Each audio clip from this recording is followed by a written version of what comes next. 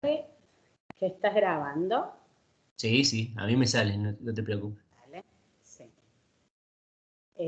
Bueno, chicos, ¿se escucha bien? Perfecto. Bueno. Sí, profe. La clase de hoy, que es la clase 2, lo que vamos a hacer es continuar un poquito con lo que habíamos visto con Jesús. A lo mejor algunos no estuvieron en la primera clase. Sabemos que ya tienen formulado y hecho el práctico 1. Y lo que nosotros estamos trabajando en esta unidad, la unidad 1, que es una unidad amplia y una unidad muy introductoria a la sociología, la macrosociología. Es como que Jesús en la última filmina, no sé si se acuerdan, había hablado de microsociología y macrosociología. La microsociología sería el estudio de las relaciones sociales en un contexto muy específico. Por ejemplo, en nuestro caso, ustedes futuros docentes, sería el estudio de las relaciones sociales con los agentes en un contexto educativo. Por ejemplo, en una escuela, en un club, en un gimnasio, en un centro de rehabilitación, en la educación no formal, también no institucionalizada, porque nuestro campo de acción es muy grande. Eso sería la microsociología, que mientras vamos avanzando en el programa y en la materia, vamos siendo cada vez más específicos en ese estudio, en la microsociología. Ahora en la unidad 1 estamos en la macrosociología. Por eso yo quiero dar esta introducción para que tengan claro que es muy amplio el texto que tuvieron que leer. No sé si han leído para hoy los textos. ¿Alguien leyó los textos? Por lo menos algo de los textos de hoy, de los sociólogos fundadores, de las teorías sociológicas. ¿No? Sí, sí. Sí, sí. Profe, los textos eran la introducción a la sociología y el otro era de Auguste Comte, o me equivoqué. Giddens. Giddens. Sí, los dos. Claro, la clase pasada era de Giddens, era el capítulo 1. Y para esta clase ya se suma otro capítulo. Ya les voy a decir bien la página. Claro, de todos modos es lo que vamos a continuar. Lo que pasa que la clase 1, por eso a lo mejor algunas cosas se repiten, porque la clase 1 tuvo mucho que ver con el tema de la organización de la materia. Recuerden que presentamos cómo íbamos a trabajar, cómo iba a ser la materia. Esta tiene como más contenido teórico. Así que bueno, hago una introducción a la sociología, pensando en estos grandes fundadores, que si bien por ahí nosotros estamos en un contexto actual, pensamos que ellos no nos influyen, y sin embargo los autores de hoy siguen basándose en teorías sociológicas muy fuertes que desde la media, miren los primeros pensadores, y después en la edad moderna, ¿no? En el siglo XIX... Sí. ¿Quién quiere hablar? Yo, profe, le iba a preguntar si estaba presentando algo, porque se ve en blanco. No, todavía no. Ah, listo. No veías. A ver, ahora voy a tratar de presentar. Actualiza la página. ¿Dónde voy, Jesús, para presentar? ¿Viste dónde está la flechita circular? Sí. Del otro lado. No, ahí no, más allá. En el extremo derecho sería tuyo. No. ¿A dónde dice? No donde dice Banco de Córdoba, sino arriba de Google. Ah, acá, a ver. ¿Ahí me están viendo? No. Sí, te vemos. ¿Estás viendo la presentación ahí? Ahora sí. ¿Sí se ve, chicos? Sí, profe. Se ve. Sí, profe. Sí, se ve. Bien. Sí se ve, profe. Esperen que puse, ahí está. Yo no los veo a ustedes, pero lo importante es que vean la pantalla.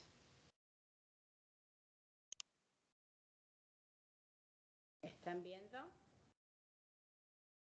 Bueno. Sí, sí, sí. Aquí está Introducción a la Sociología. Los temas que vamos a tratar, o sea, dentro de estas teorías sociológicas hay dos ramas como muy fuertes que tienen que ver con el consenso, las teorías de consenso y las teorías de conflicto. Estas teorías siempre desde el inicio de la sociología estuvieron en tensión. ¿Por qué? Porque siempre la sociología tiene una cuestión que tiene que ver con lo objetivo y con lo subjetivo.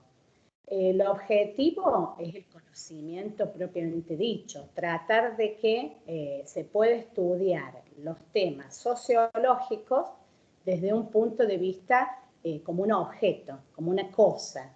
Entonces, esas teorías objetivas serían más positivistas. Se podrían estudiar con metodologías científicas más parecidas a las ciencias naturales.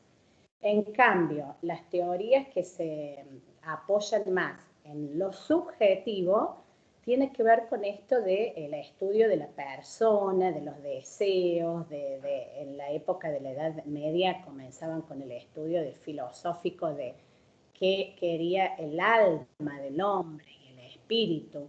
Entonces, esto subjetivo es mucho más abstracto y tiene que ver con teorías que están en contra de lo objetivo.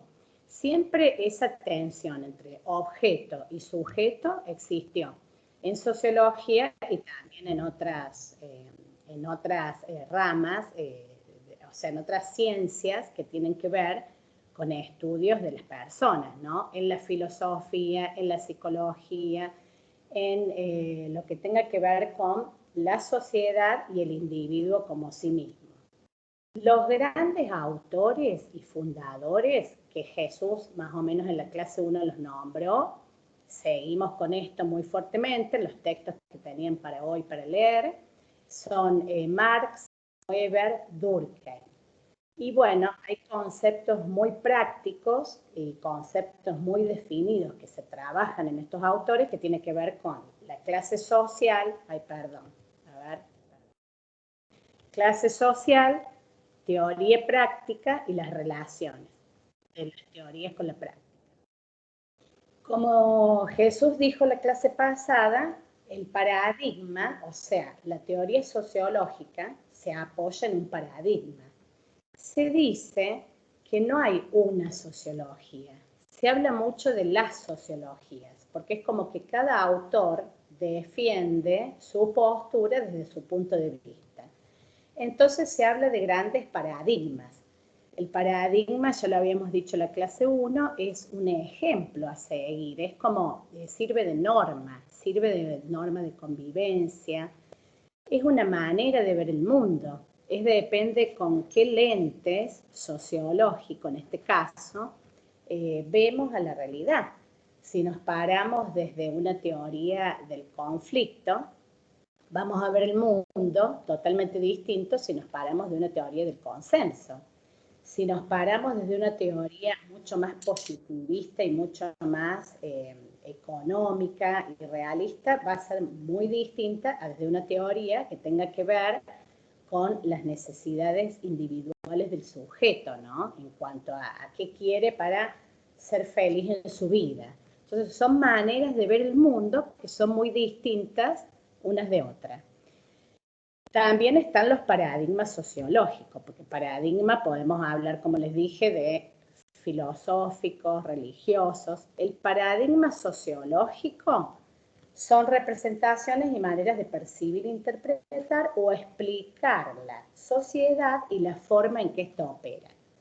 O sea, los sociólogos se deben parar en mirar la sociología con la mayor objetividad posible. ¿Qué pasa? Somos personas, somos seres sociales, también somos seres individuales, entonces este paradigma sociológico está muy mezclado por lo propio. Pero eso nos pasa en todo, ¿no? También nos pasa en educación. Nosotros cuando estamos ejerciendo nuestra profesión, tenemos una postura. Fíjense que cada docente tiene una postura filosófica, sociológica, política, que está muy relacionada una de la otra, también económica. Hubo un planteo muy importante, que esto fue más adelante, más o menos en los años 60, 70, que en realidad hasta se ponía en discusión el término sociología, porque es como que se parecía que eran ciencias que tenían que ser estudiadas en conjunto. Sociología, economía, política, eran ciencias que tenían un fuerte aporte de la sociedad. Entonces se planteaba por qué no se estudiaba una forma de ver el mundo y un paradigma que tenga que ver con todas estas ciencias que después se dividieron y se hicieron cada vez más específicas.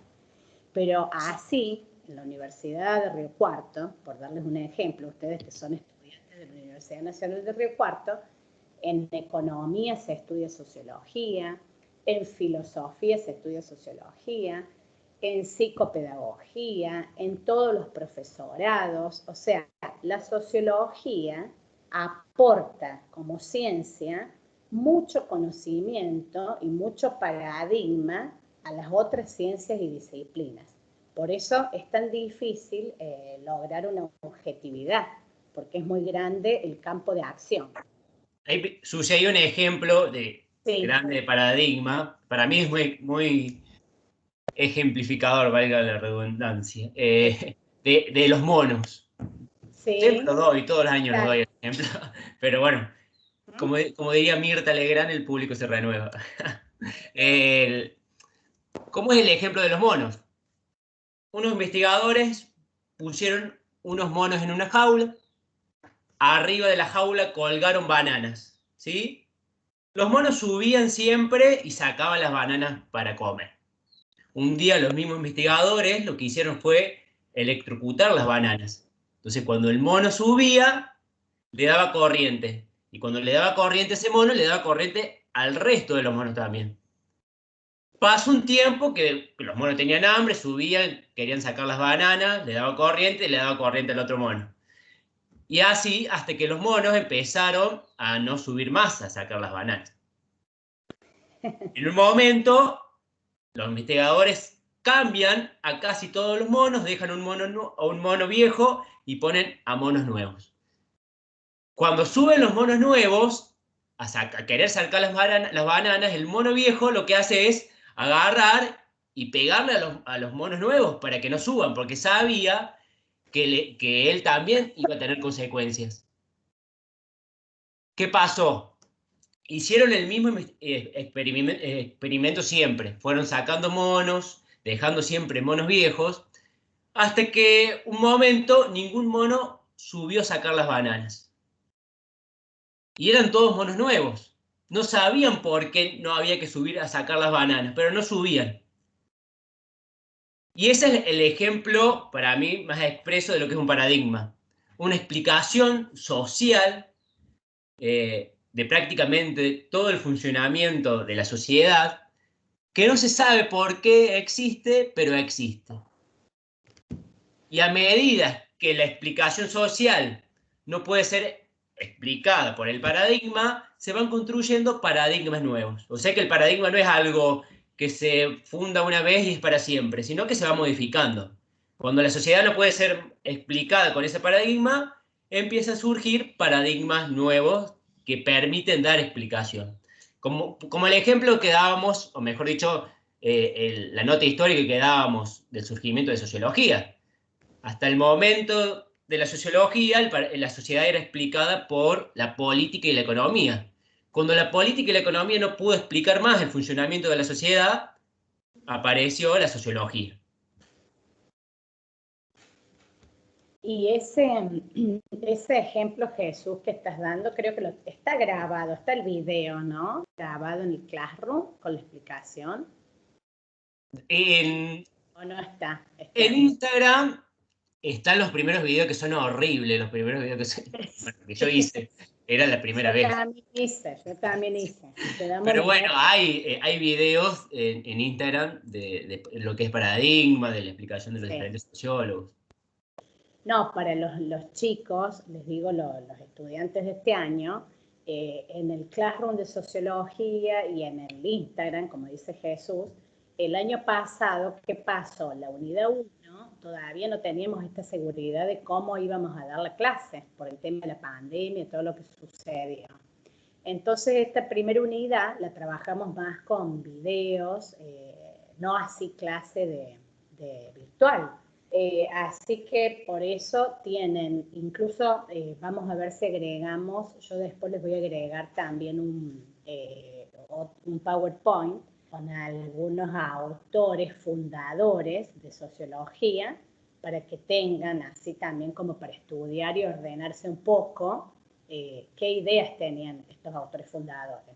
Pero todo eso es material de soporte, digamos. No es que sea material obligatorio, sino que les sirve para más o menos avanzar, porque lo histórico y desde los inicios de la sociología hasta los tiempos actuales es muy largo. Imagínense que yo estoy hablando, hay una pregunta que dice, ¿cómo nacieron las teorías sociológicas? Y las teorías sociológicas nacen en la época de la reflexión, del pensamiento sobre la vida social, anterior a, o sea, en la cuna de la cultura en la época de Grecia. Fíjense que estamos hablando de los primeros filósofos, Aristóteles, Platón, Tucídides también, que ellos comenzaron a trabajar todos estos paradigmas. En esa época no se decía paradigmas, se reflexionaba filosóficamente sobre el hombre. ¿Cuándo comienza la sociología? En el siglo XIX. Ahí se considera que la sociología como ciencia comienza mucho más específica, ¿no? Llamada también un producto típico de la revolución industrial y el capitalismo.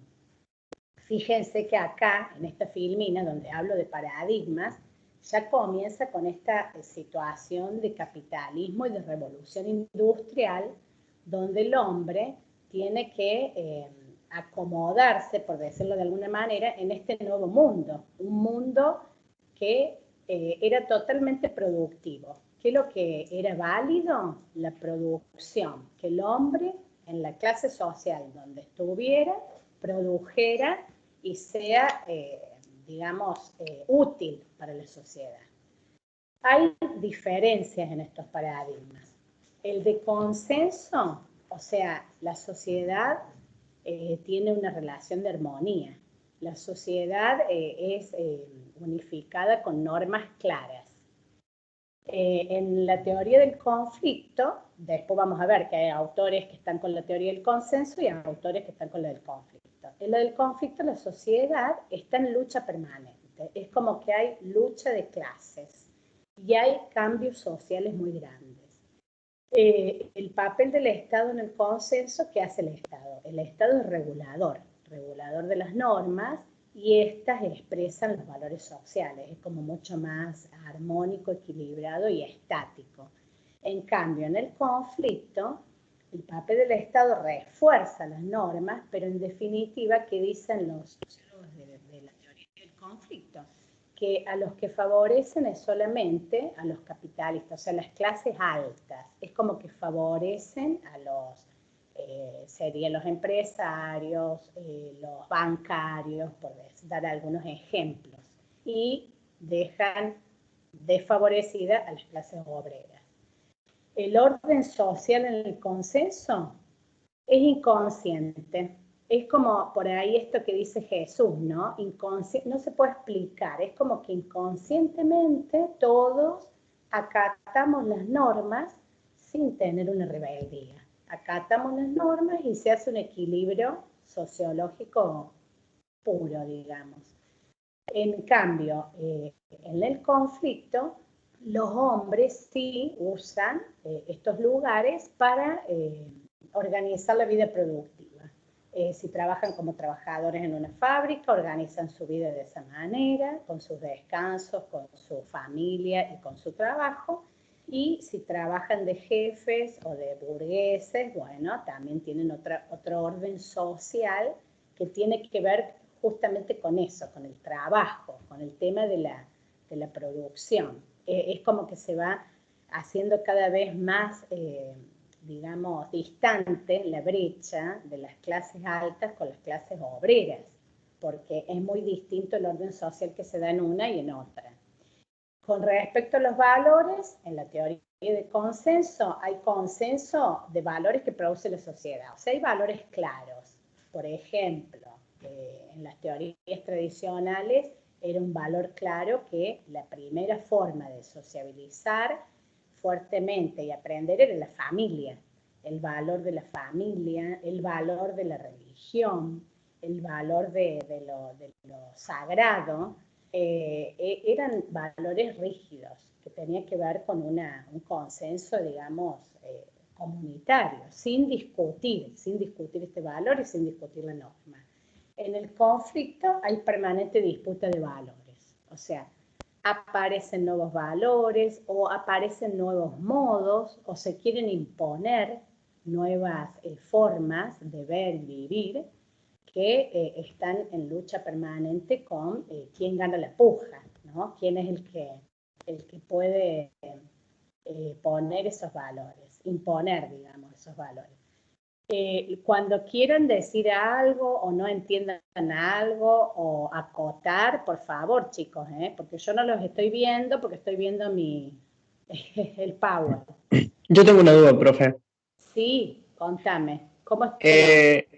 Lucio, mi nombre.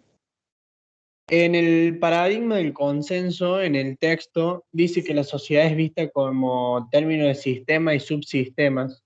Y yo quería saber si tiene que ver con esto de que en el paradigma del conflicto se lo ve como con clases sociales y eso. Claro, sí tiene que ver. Tiene que ver con ese sentido, digamos, manera de entender a la sociedad. Lo que pasa que en la teoría del consenso es como que la sociedad es un sistema organizado. O sea, el individuo está condicionado por este sistema, pero está a gusto, digamos, produce un orden. Después sí, se va con distintos autores, esto se discute, porque hasta qué punto somos libres.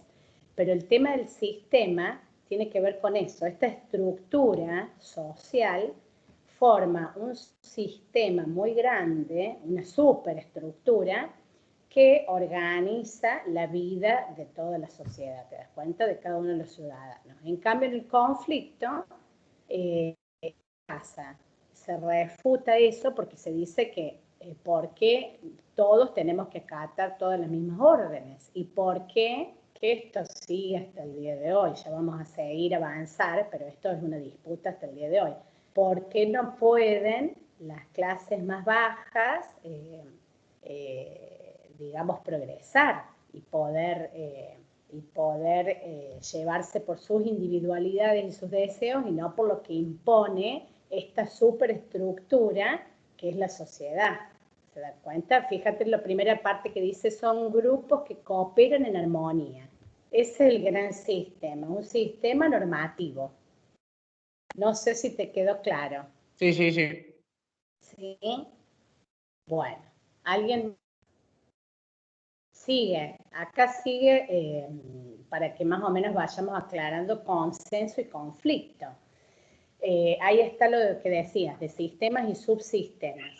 Son sistemas y subsistemas, así se organiza la realidad social en el consenso y el equilibrio ¿sí? Profe, una pregunta. Yo acá estoy conectado en el teléfono, nada que ver con lo que estamos hablando. Y tengo para conectarme a la compu ahora. ¿Puedo pasarme? ¿Me aceptaría si me paso ahora? Sí, Lucas. Sí, Bueno, sí. así, ahí me conecto. Cómodo, se ve más en la compu. Bueno, también qué características tiene? Equilibrio, ¿sí? Disculpa que te corte. Quería, antes de que empieces a explicar esto, usted dijo que la sociología nace en la época de reflexión y qué más había comentado porque se me cortó, medio como que se me cortó. Yo lo que dije, la sociología como ciencia ya más específica, nace en el siglo XIX, pero el discutir sobre la sociedad y sobre el hombre se remonta a la época de la Edad Media, a la época de los filósofos Aristóteles, Platón, a la Grecia, a la cuna de la cultura griega, ¿no es cierto? Eso es lo que dije. Pero como ciencia está ubicada en el siglo XIX. ¿Está? Sí, profe, gracias. Bien. De todos modos, estamos grabando la clase, así que después la pueden escuchar. Pueden escuchar la clase para que sigan tomando nota. Bueno, este equilibrio, esta integración en la teoría del consenso está compuesto por partes interrelacionadas. Por eso decimos que son sistemas y subsistemas. Las clases sociales actúan armónicamente y todas tienen una función, ¿no?, que cumplir, que eso también más adelante vamos a ver que hay teorías del funcionalismo o el estructuralismo.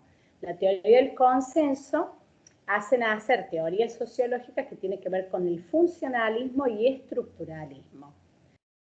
Las del conflicto, en realidad, siempre se basa en esto, grupos que disputan a partir de diferentes intereses, grupos que están en conflicto. Se centra en cuestiones de poder, desigualdad y lucha. Y la sociedad se compone de grupos diferentes que persiguen sus propios intereses. Ahora, ¿qué pasa? Los que están con la teoría del conflicto dicen, ellos piensan y están totalmente seguros de que es el único modo de avanzar en una sociedad, que con un conflicto, cuando hay lucha de poderes, lucha de clases o distintos intereses, es la forma de avanzar en la sociedad para poder ser cada vez una sociedad mejor y más civilizada. Muy diferente el consenso, que es como que hay que respetar una jerarquía, respetar un orden, respetar normas, que si no es imposible vivir, digamos, armoniosamente en una sociedad. Entonces, esa es como la diferencia muy grande. Bien. Espera, Susi, antes de pasar a Marc. Sí, sí. Tanto en el consenso como en el conflicto, no quiere decir que únicamente exista el consenso y el conflicto. En el paradigma del consenso también hay conflicto, nada más que se solucionan rápidamente. Y en el paradigma del conflicto hay consensos que permiten que la sociedad vaya avanzando, si no, no podría avanzar por el constante conflicto. Pero prima el conflicto. Para ustedes, en la sociedad que vivimos, ¿qué prima? ¿Qué paradigma prima? ¿El consenso o el conflicto? Profe, Sí, Lucio. O El no, conflicto. Alexis.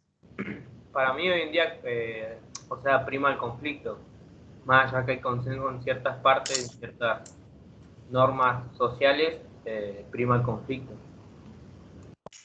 Vos estás hablando desde la sociedad argentina, de la sociedad mundial. No, a nivel mundial me parece, más que nada. Claro, bueno, esa explicación también varía mucho del lugar del mundo en donde estemos parados. Seguramente si uno está parado en Groenlandia o en los países nórdicos donde todo es más tranquilo, va a decir, no, acá prima el consenso. Si bien hay guerras, todos son pasajeras. Si estamos parados acá en Argentina, la mayoría va a decir que el conflicto es lo principal. Sí, y lo que dice Jesús, o sea, lo que pasa que acá como lo vemos, ustedes piensen que estamos hablando de los sociólogos fundadores, es como que está muy dividido este extremo de la teoría del consenso y del conflicto. Después, la sociedad va progresando y aparecen nuevos autores que retoman la idea de los dos paradigmas, pero como dice Jesús, no hacen una teoría explicativa exacta de que todo es conflicto, todo es consenso. Hay mezcla y es base para las nuevas sociologías, porque fíjense que hoy por ahí nosotros decimos, me parece, cuando nos ubicamos en esto del conflicto, todo es conflicto. ¿Por qué podemos decir eso? Más hoy con lo que pasa, por las manifestaciones, por los pedidos de un grupo y del otro en cuanto a los intereses, por el tema de digamos, de la lucha de derechos que hoy necesitamos, pero sin embargo tenemos un código civil y una estructura, hablando de sociedad y organización. Nosotros en educación tenemos una estructura totalmente consensuada, más allá de que haya rebeliones, porque una cosa es los intereses y el conflicto individual y otra cosa es lo que se logra socialmente con eso. Fíjense que nosotros tenemos consensos de, por decirle, de reglas sobre educación y normas de educación que vienen del Ministerio de la Nación, después el Ministerio de la Provincia, después el Ministerio, después Ciudad, que tiene que ver con una teoría del consenso, porque si no, no estaría escrito, ¿se dan cuenta? Después, todos esos intersticios que se dan para que cada grupo social se queje, por ejemplo, el paro, los paros docentes, hay un reclamo, hay una lucha de los trabajadores de la educación que quieren un salario mayor. Es un conflicto, pero no quiere decir que ese conflicto sea exclusivamente que nazca desde la teoría del conflicto. ¿Se dan cuenta, chicos? Por eso lo aclaro, porque a veces hay hechos sociales que son muy micro, se pueden analizar en lo chiquito, pero no se pueden ubicar dentro de esta macro sociología, que es una teoría mucho más grande de consenso y conflicto. ¿Se entiende lo que digo? Sí, y como último también Sí. tienen que saber que el paradigma del consenso y el conflicto no son los únicos. Hay otros paradigmas que explican la sociedad. Estos son los que en la materia elegimos. Sí, pero hay otros. Y ya avanzando, a ver, bueno, Marx estaría dentro de la teoría de conflicto, ¿no? Karl Marx. Ahí dice justamente el año para que se ubiquen, ¿no? 1818-1883. Las ideas de él contrastan con Comte y Durkheim. Comte y Durkheim son también los sociólogos clásicos que ellos intentan, digamos, explicar también cambios sociales que estaban ocurriendo en esta revolución industrial. Por eso decimos que la sociología nace como una teoría de cambios sociales y de revolución industrial y como respuesta al capitalismo, ¿no es cierto? Es la explosión de las fábricas y de la producción. Marx, él se basa en la teoría materialista de la historia. ¿Qué dice Marx? Que todo tiene que ver con lucha de clases. Habla mucho de la lucha de clases. Y el cambio social está inducido por influencias económicas. De todos modos, si bien esto está muy marcado y hasta el día de hoy Marx influye en las cuestiones de leyes económicas, fíjense que hay una crítica muy fuerte de que lo han como reducido a lo económico. Es como que cuando nombramos a Karl Marx pensamos en comunismo versus capitalismo. Está muy fuerte, muy arraigada esa idea. Y si uno lee a Marx mucho más ampliamente y todos los escritos y todo lo que dejó, el legado que dejó, es mucho más amplio. No es solamente lo económico, tiene mucho que ver con un estudio muy macro de la sociedad y una crítica muy fuerte, que después otros seguidores le van a retomar, de esta poca libertad que tiene el individuo, ya que está totalmente tomado por este sistema, como hablábamos del sistema y la superestructura que es la sociedad. El hombre no es libre, sobre todo en clases obreras, y impone mucho el mercado y la clase de poder impone lo que tienen que hacer todos los hombres. Entonces, se basa mucho en esto de la injusticia social. Piensen en hoy, cómo el fantasma de Marx, así dice en el libro, hoy está presente. Porque piensen en qué nos pasa a nosotros hoy, en nuestro país, Argentina, con el Fondo Monetario Internacional, por ejemplo. Y no es un tema solamente económico. El tema de la deuda externa tiene que ver con un tema que a nosotros nos cuesta como ciudadanos, porque todos pagamos esa deuda y todos estamos influenciados por esa forma de dependencia del Fondo Monetario Internacional. Por ejemplo, por darles un ejemplo, no quiero decir con esto que me posiciono de un lugar o del otro, político. Quiero decir que ya Marx decía que estas leyes las imponía el capitalismo y que siempre, en toda etapa histórica, estaba presente el poder de los grandes, ¿no? Y bueno, y también tenía que bueno, las principales causas de cambio social no son las ideas o los valores de los seres humanos. Por el contrario, el cambio social estaba dado por influencias económicas. ¿Qué estamos discutiendo en Argentina hoy? ¿Cómo hacemos para superar los índices de pobreza que tenemos? ¿O no? ¿Qué les parece hoy? ¿Qué les parece hoy esta teoría? ¿Cómo podemos... ¿qué podemos tomar de eso hoy? A ver si alguien se anima.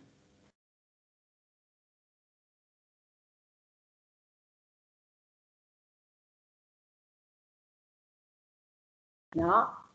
Ahí, Susi, también para entender... Perdón, profe, Sí, de lo que dijo Marx, ¿se refiere que podemos tomar de la idea de Marx? Claro. Piense que está ubicado él en la teoría del paradigma del conflicto.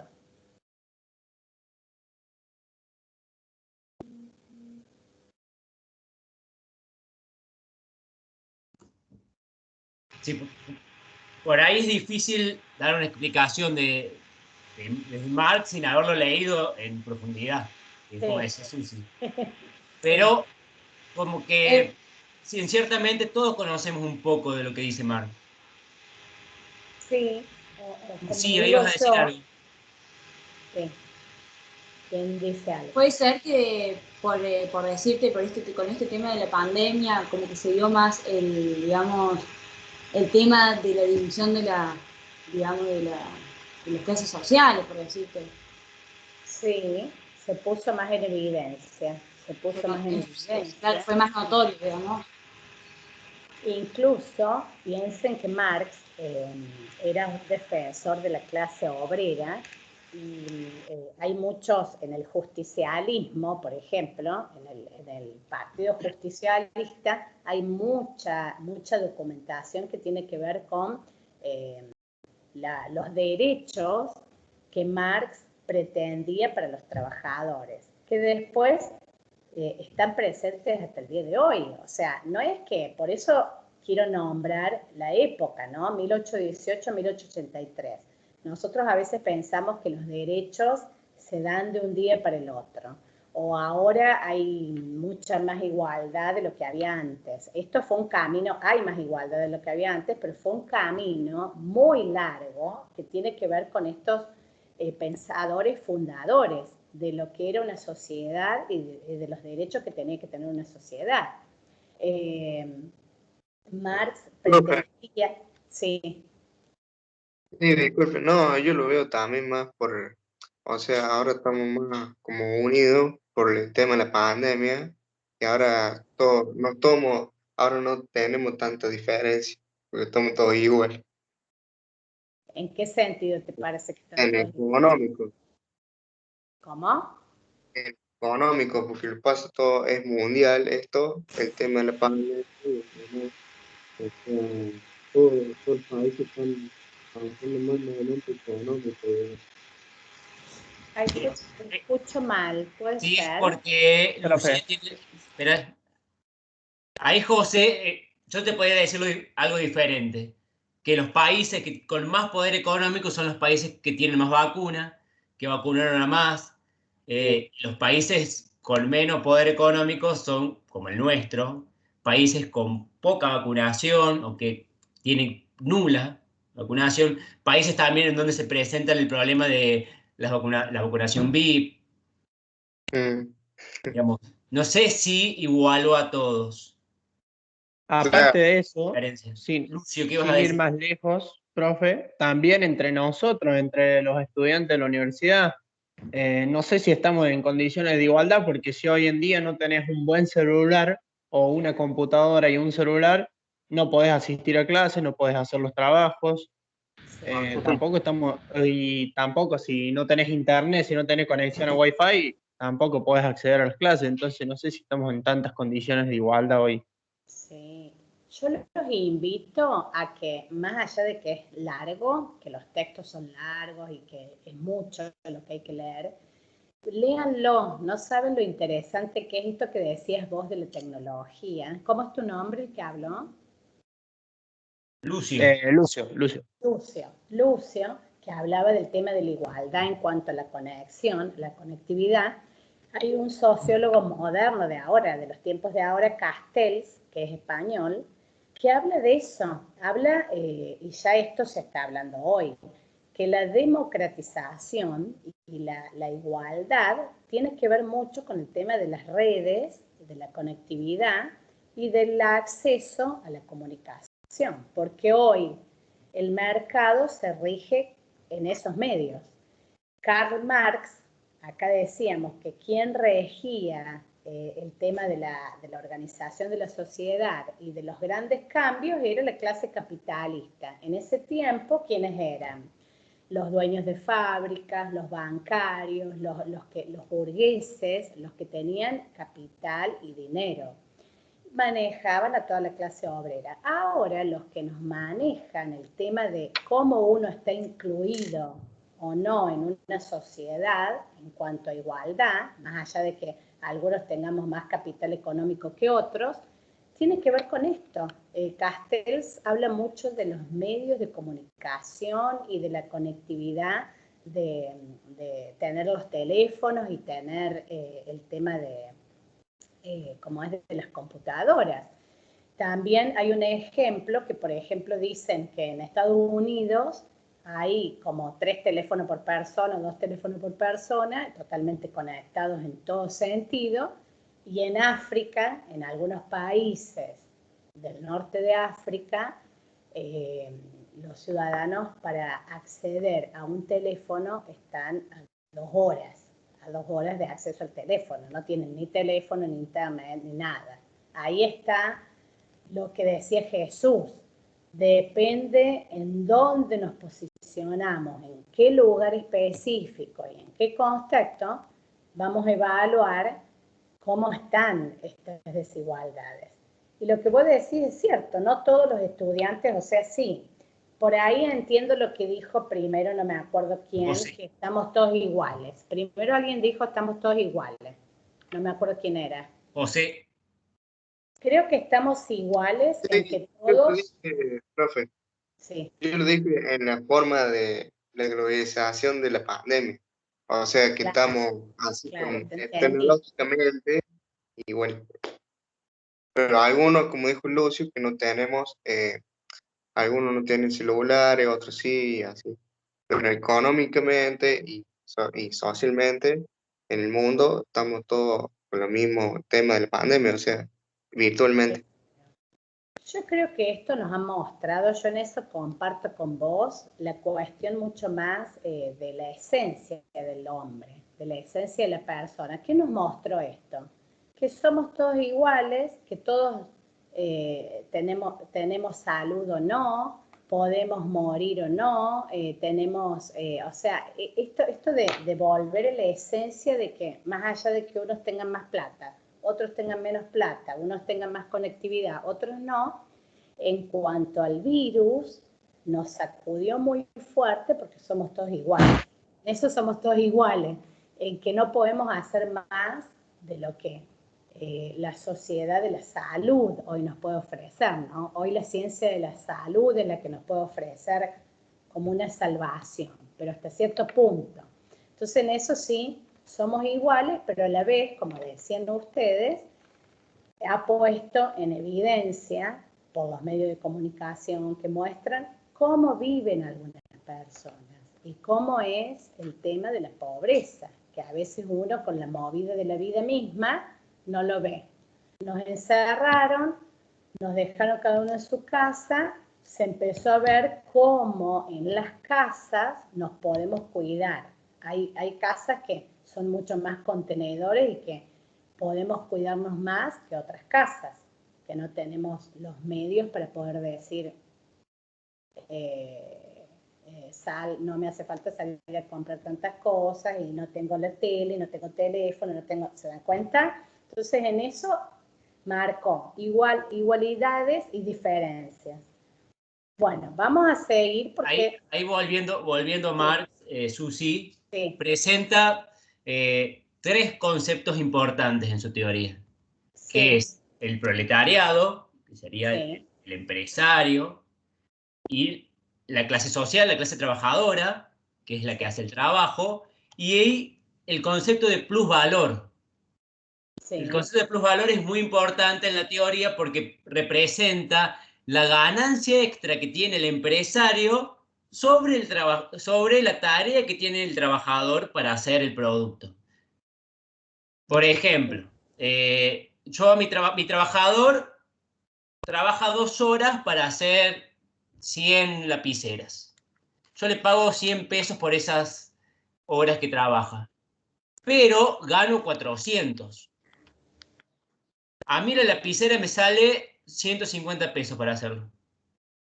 La diferencia entre los 400 y los 150 pesos que me sale la lapicera, lo que le pago al trabajador, más el producto, el gasto del material, es el plusvalor, la ganancia extra que no tiene repercusión en el sueldo del trabajador.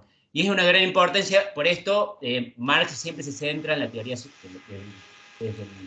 Sí, puede ser que digamos que Marx estaba como, se oponía a este plusvalor porque él decía que ahí se veía la diferencia entre ricos y pobres. Claro, él no estaba a favor del plusvalor, estaba en contra.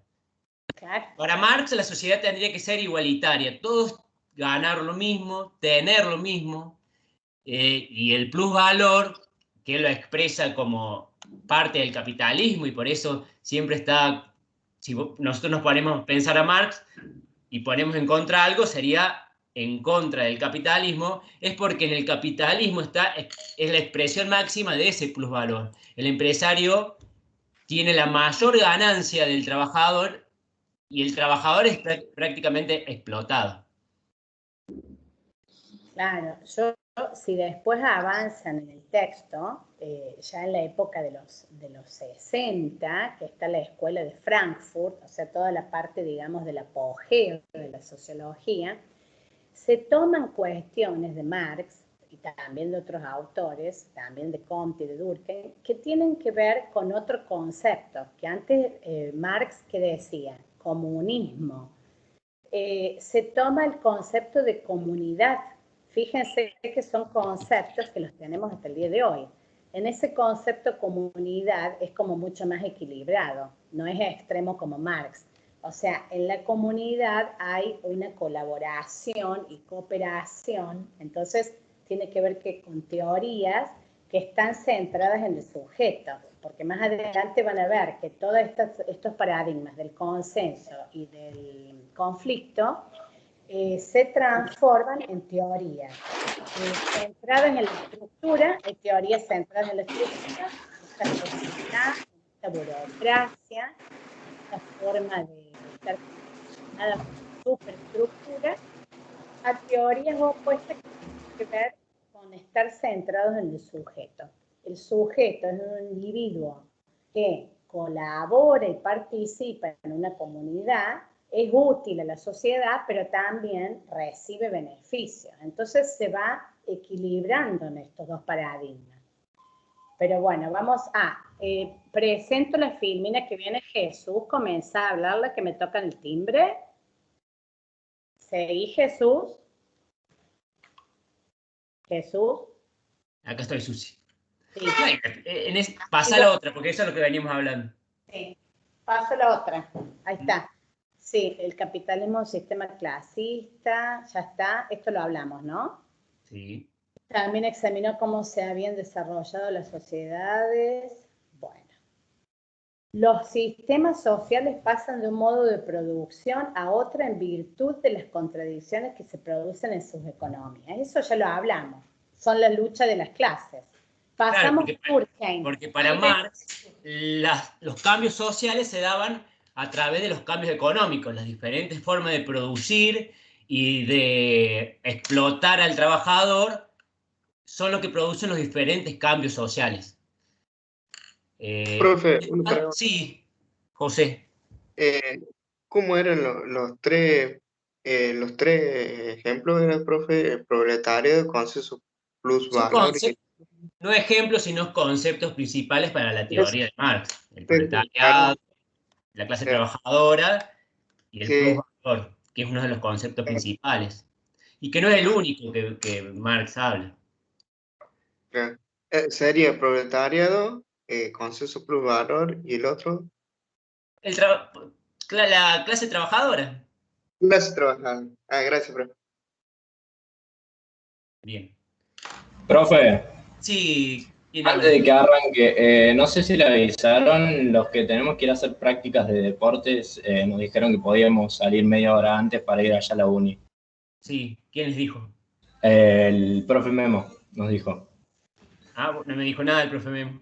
Ah, bueno, por eso le avisaba, por el tema de la falta. O no sé cómo correría. Porque supongo que un par principio, más de... al no decirnos nada Memo, la falta corre. Bueno. Jesús, acá regrese. ¿Sí? ¿Le explicaste a los chicos? No. Estamos hablando de otra cosa. Bien. Ah, bien. Bueno, Durkheim. Jesús.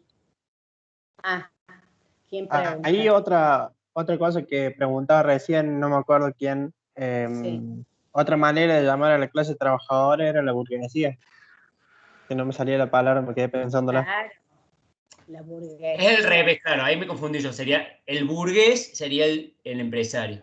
El proletariado sería el trabajador. Ahí Exactamente. es el revés.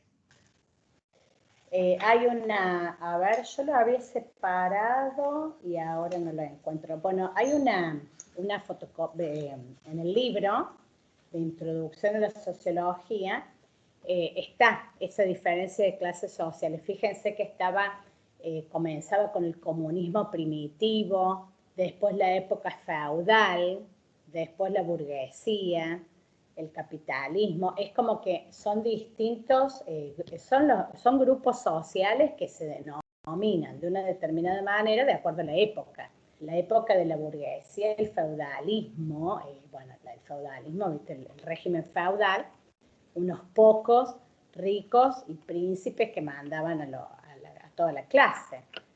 Y después también esta diferencia de clases y de teorías sociales se muestra en la actualidad. Vamos a seguir con Durkheim. Durkheim, es francés, es uno de los pioneros del desarrollo de la sociología moderna. Durkheim lo vamos a tener muy en cuenta, también en la unidad 2, porque aportó mucho a la sociología de la educación. ¿Qué pasa? ¿Qué utilizaba? Utilizaba métodos más científicos para aproximar grupos sociales. ¿Qué quiere decir? Que fue una teoría más positivista. Él creía que para facilitar el estudio de la sociedad tenía que basarse en hechos sociales. Es como que esto que dije al principio, ¿se acuerdan que comencé la clase explicando que siempre en la sociología había puja entre lo objetivo y lo subjetivo? Durkheim logra analizar los hechos sociales como cosas. Dice, estos hechos son formas de actuar, pensar o sentir externas a los individuos. Es como que trata de dejar de lado la subjetividad, el individuo, lo que necesita el individuo, y lo basa solo en el hecho social. ¿Cómo este individuo? Ahí, Susi, el concepto de hecho social es muy importante para Durkheim, porque él explica que la sociedad prima siempre sobre el individuo. ¿Sí? La sociedad es la que influye al individuo y no al revés. Claro. Al contrario de Weber, que dice que el individuo prima sobre la sociedad. Eso lo vamos a ver después. Weber dice que el individuo es el que logra los cambios en la sociedad. En cambio, Durkheim no, que la sociedad es la que lo condiciona. También se distingue por la capacidad de ejercer un poder coactivo sobre los individuos. O sea, estas sociologías se llaman funcionalistas y estructuralistas. ¿Por qué? Porque consideran que la sociedad determina la forma de pensar y de actuar de las personas. O sea, este gran sistema, esta gran estructura, condiciona la forma de vida. Acá fíjense que ya estamos 1917, ya estamos hablando ya de pasó la Primera Guerra Mundial, va a pasar la Segunda.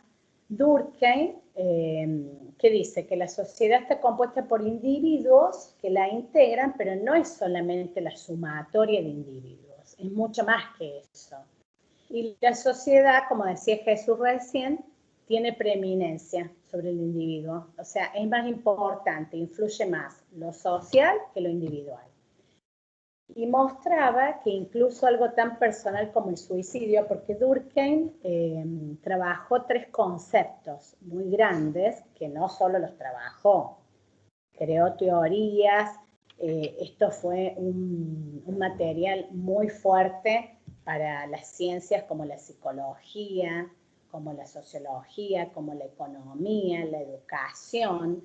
¿Por qué? Porque hablaba mucho del suicidio, que él decía que el suicidio, incluso clasificó distintas formas de suicidio, decía que el suicidio tenía mucho más que ver con el malestar social y con todo lo que influenciaba la sociedad en el hombre, a que sea un hecho totalmente personal. Y también clasificó distintos tipos de suicidios, ¿no? Los suicidios histriónicos, que esos son, digamos, los suicidios fundamentalistas, que a lo mejor alguien se mata por religión, como los kamikazes, como los, no me sale ahora, los fundamentalistas religiosos que se inmolan. Islámicos, sí. Los islámicos, que se inmolan por una causa que tiene que ver con Alá, ¿no? Y con el tema con ese valor sagrado. También están los suicidios que son, digamos, por influencias totalmente sociales, que la psicología tomó mucho esto. Hasta el día de hoy hay teorías que están fundamentadas en lo de Durkheim. También ahí cuando lean los textos van a ver que también Durkheim divide la sociedad en 2, en una sociedad orgánica y una sociedad mecánica. Sí. Cuando hacen relación a la sociedad mecánica, habla de las sociedades primitivas, que podría ser la que vos decís del fundamentalismo islámico. Son sociedades en donde hay poca división de trabajo, los bienes prácticamente son de todos, no hay bienes personales, los castigos a través de la ley son a través de la muerte o el destierro. En cambio, en la sociedad orgánica, que sería la sociedad en donde nosotros vivimos, hay división de trabajo. Se hace un castigo a través de un juicio donde se encarcela. Hay anomia también, que la anomia... Ese es el otro término que lo iba a decir. Que la anomia es la anomia. ¿Lo querés decirlo vos, Susi? No, decilo, Jesús, no hay problema. La anomia es la falta de respeto a la norma. Sí, cuando hay un exceso de norma, el individuo se sale de la misma y no la respeta. Eso es la anomia.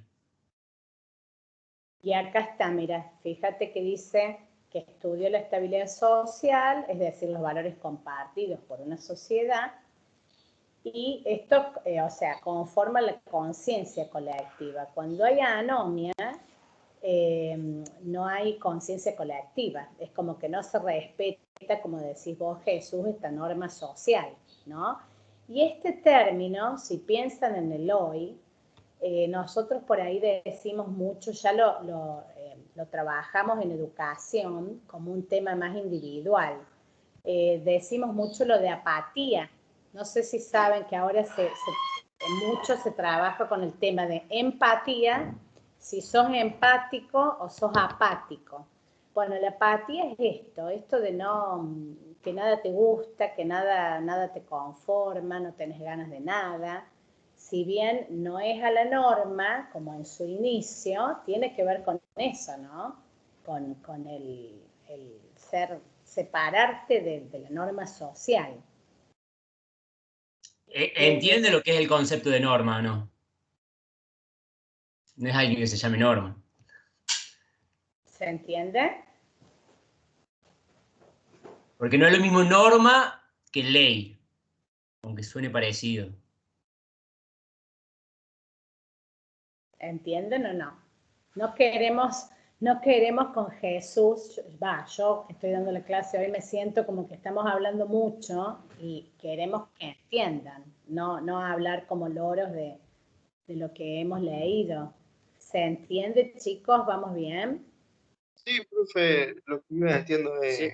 explicaba usted que, bueno, no entendía, nunca escuché hablar de la anomia por falta de norma. Claro, el prefijo a es la falta de algo, entonces anomia es la falta de la norma.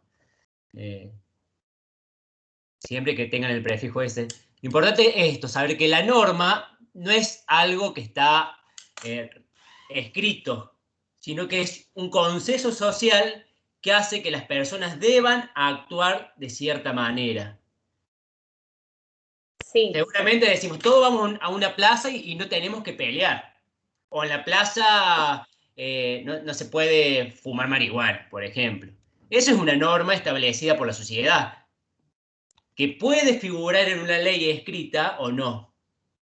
O Bueno. quizás figure un tiempo y después se elimine y siga funcionando en la sociedad, o directamente nunca se escriba como una ley, pero sí rija la sociedad como algo más importante con la ley, porque las leyes a veces se cumplen o no, pero las normas siempre se cumplen, porque permiten el normal funcionamiento de la sociedad. O sea, sería como decir, es lo escrito barra lo no escrito para hacer lo correcto.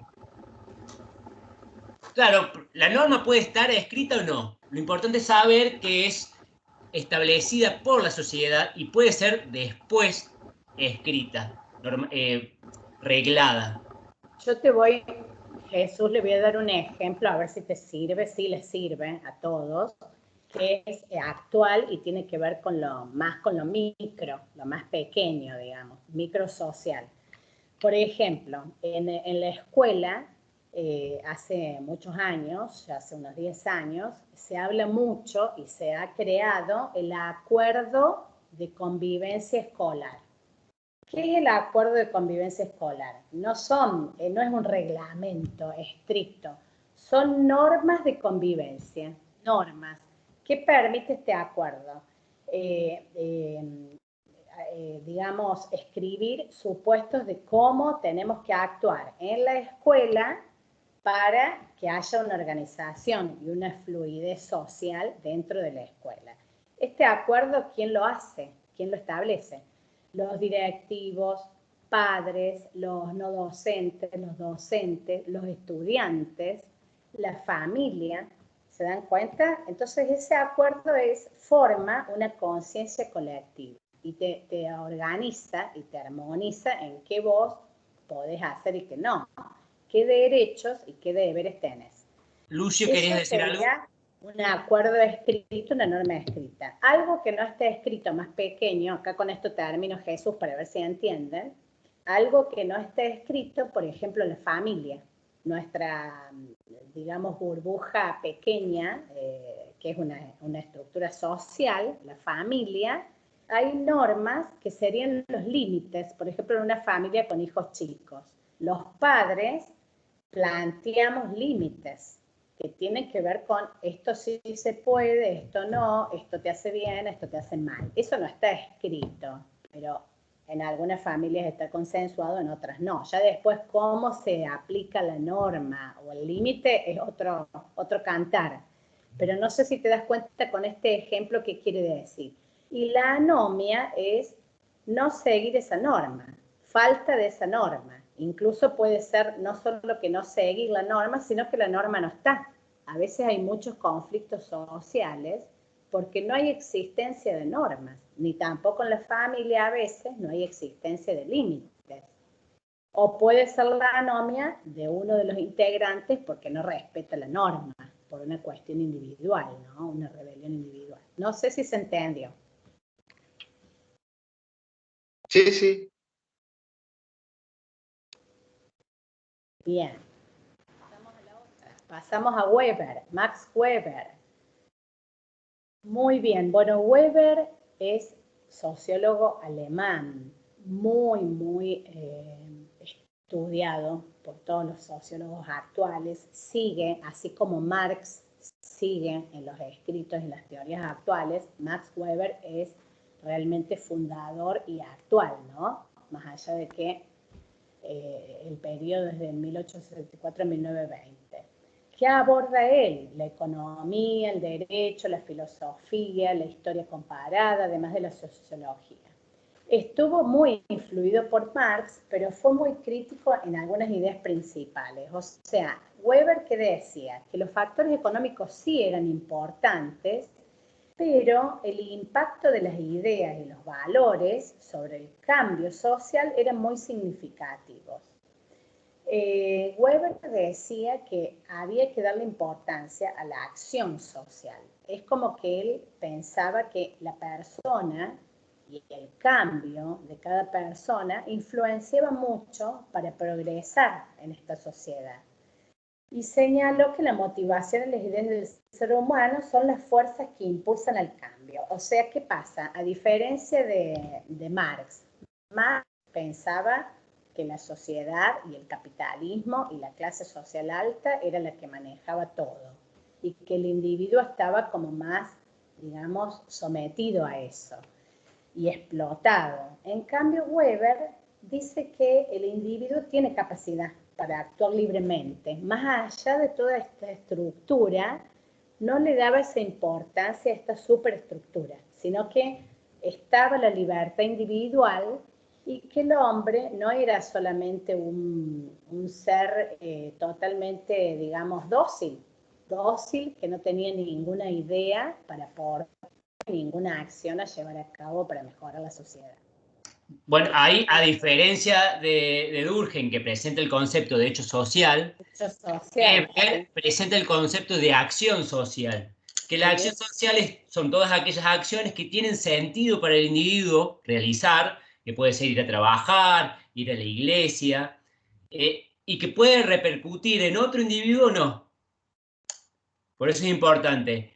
También otro concepto no. Es importante saber que Weber, la mayoría de sus explicaciones lo da a través de la religión. Por ejemplo, la diferencia entre Marx y Weber es la explicación del capitalismo. Para Marx, como dijimos antes, el capitalismo se creó a través de la modificación de la forma de conseguir el producto y explotar al trabajador. En cambio, para Weber, el capitalismo fue el surgimiento a través de la religión protestante, ¿sí? Los protestantes, para Weber, son personas que se esfuerzan mucho para conseguir las cosas y ese esfuerzo extra hace que tengan una mayor ganancia de dinero y que ese dinero no se gaste. Esa es la explicación que él empieza a dar y que van a leer después en el texto, de cómo para él surge el capitalismo. O sea, está totalmente, como dice Jesús, influenciado, o sea, está totalmente su teoría basada en que esta acción y este esfuerzo del hombre para su progreso tiene que ver con el avance del capitalismo y que volvemos al tema del positivismo. El individuo es un ser productivo, es productivo y se esfuerza para mejorar él, pero también mejorar en la sociedad.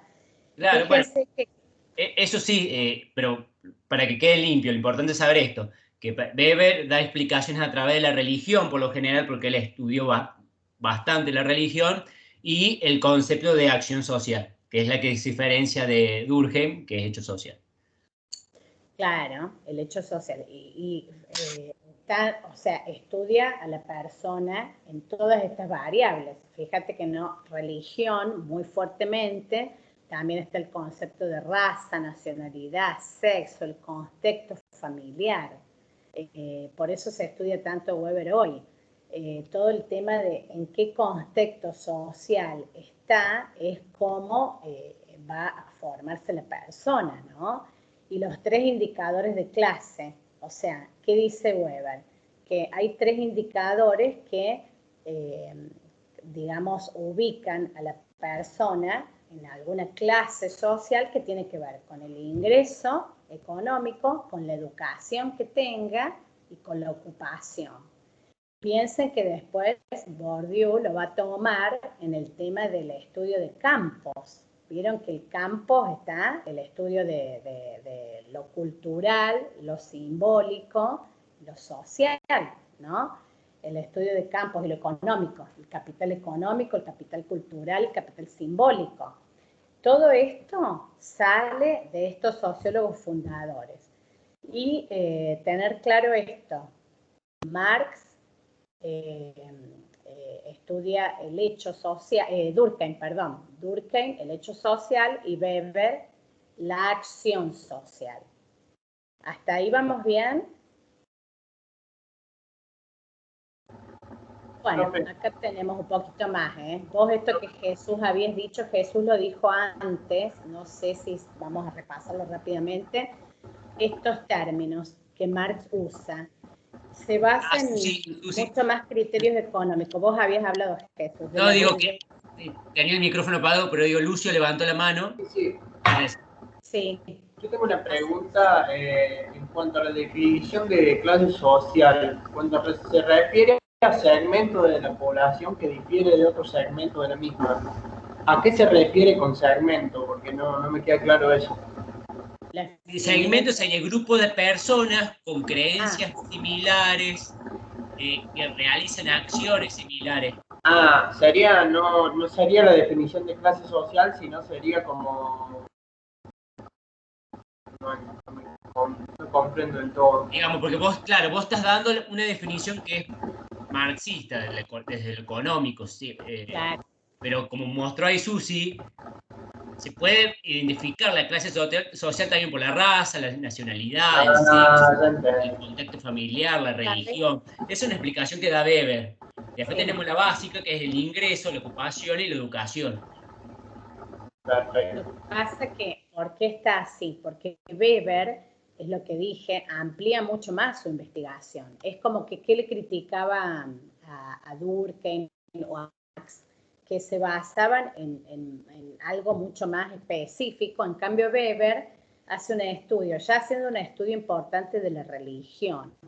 Ya es muy amplio porque tenemos que ver con el tema de lo sagrado y de las normas en cuanto a la religión y el poder que esa religión ejerce en el hombre. También hace un estudio de la raza, del contexto familiar, de la nacionalidad, del sexo. ¿Te das cuenta? Por eso es como que difiere de otros segmentos. ¿Ah? Claro. Bien. Acá tenemos, para que les quede un poco más claro, como más diferencias. Las diferencias entre Marx y Weber. Habló ya Jesús de la burguesía y el proletariado, tiene que ver con esto de la lucha de clases y de la diferencia de clases. En cambio, Weber es como un enfoque múltiple.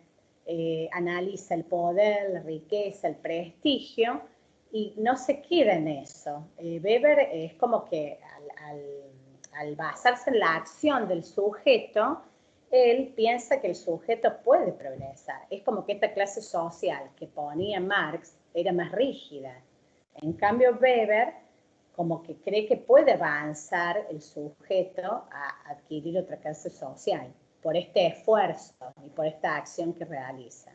Otra diferencia es que la desigualdad para Marx está dada en las diferentes clases sociales.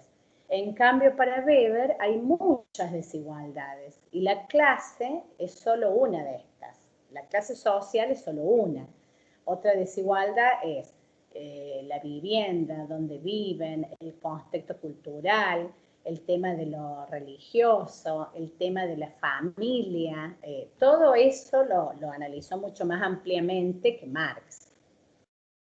Y la tensión. Bueno, acá volvemos al punto 1, la tensión que existe en la teoría versus la práctica. Si bien este autor Fanfani es actual, como les decía yo desde un principio, siempre los sociólogos fundadores estaban en estas dos tensiones. ¿Cómo se podía investigar y cómo se armaba una teoría directamente, digamos, como con supuestos teóricos, pero pensando a la sociedad como un objeto?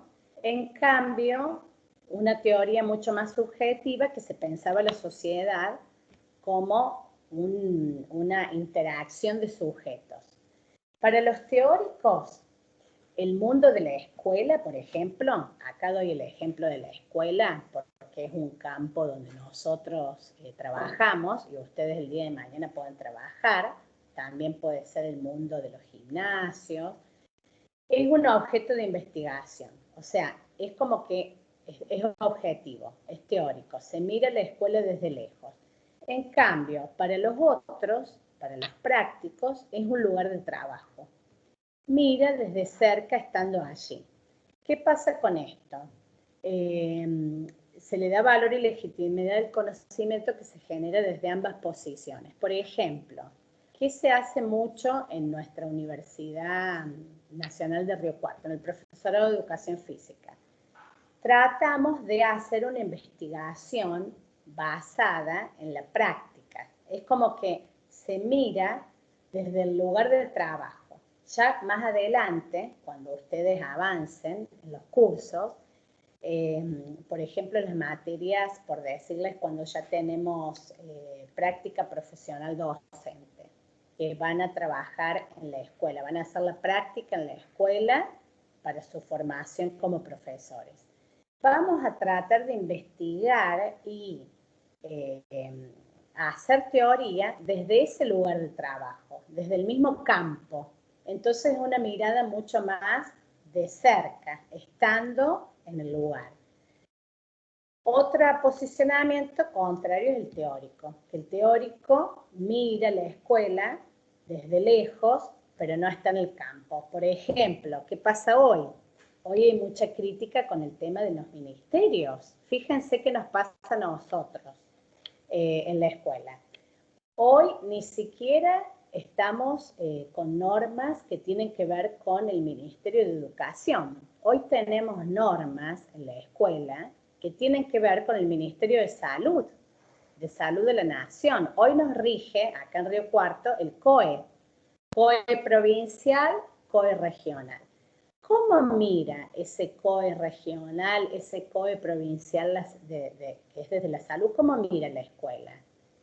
La mira desde afuera, desde un posicionamiento totalmente teórico, porque no sabe qué pasa en la escuela. Entonces, por ahí, los docentes, directivos, nos planteamos hoy, con esto que pasa con la pandemia, qué lástima que no consultan a los propios investigadores de la universidad, de Córdoba, de Buenos Aires, de La Plata, de todo el país, de Río Cuarto, para que puedan organizar estas normas juntos, porque nosotros, yo daba un ejemplo los otros días, no sé si se los digo a ustedes, perdón si repito, a nosotros los profes de educación física no nos parece muy lógico que no podamos dar clases hoy,